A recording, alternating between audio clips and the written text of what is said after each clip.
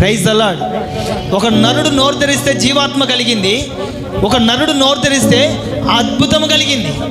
ఏంటి అద్భుతం అంటే దేవుని ప్రజల మీదకి వేరే దేశస్తులు యుద్ధానికి వస్తున్నారు, వారిని విపరీతంగా దాడి చేస్తున్నారు, కృంగదీస్తున్నారు, అవమానపరుస్తున్నారు. వారి మీదకి యుద్ధము చేయడానికి శక్తి చాలట్లేదు, సైన్యం కూడా అంతగా లేదు, ఆయుధాలు కూడా అంతకు మించి లేవు. మరి వారి మీద జయము పొందాలంటే ఎలా? వారి మీద అఖండమైన జయము పొందాలి అంటే ఎలా అని ఈ నాయకుడు ఏం చేశాడంటే యెహోవాకు ప్రార్థన చేశాడు. ఇశ్రాయేలు చూస్తూ ఉండగా యెహోవాకు ప్రార్థన చేశాను. ప్రార్థన చేసేటప్పుడు నోరు తెరుస్తారా లేదా? తెరుస్తారు. ఆ ప్రార్థన చేసేటప్పుడు యెహోషువ నోరు తెరిచి ప్రార్థన చేశాడు.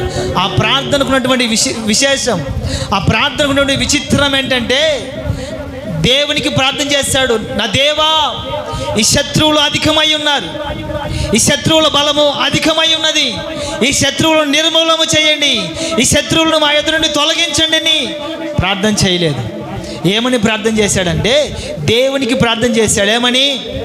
ఇదిగో నేను సృష్టిని శాసించబోతూ ఉన్నాను, సూర్యుని ఆపబోతూ ఉన్నాను, చంద్రుని నిలపబోతూ ఉన్నాను అని దేవునికి ప్రార్థన చేసి దేవుని దగ్గర పర్మిషన్ తీసుకొని ఏం చేశాడంటే సూర్యుడు ఆగిపోయేటట్లుగా చేశాడు, చంద్రుడు ఆగిపోయేటట్లుగా చేశాడు. దీని ఏమంటారంటే అద్భుతము అంటారు. Praise the Lord. ఆ రోజు నుండి ఈ రోజు వరకు ఎవడైనా సూర్యుని ఆపగలిగాడా?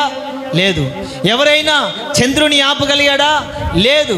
అటువంటి దినము ఇక మీదట రాబోదు అని దేవుడే వాక్యం ద్వారా సెలవిస్తూ వచ్చాడు.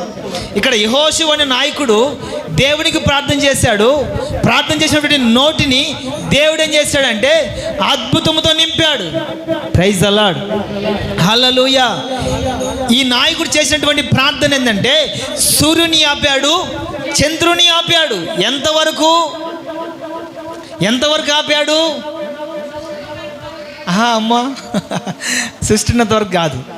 ఈ దేవుని ప్రజలకి ఎవరి మీద అయితే పగ ఉందో, ఎవరైతే వీరికి శత్రువులుగా ఉన్నారో వారి మీద పగ తీర్చుకునేంత వరకు. Praise the lord. హల్లెలూయా. వారి మీద పగ తీర్చుకునేంత వరకు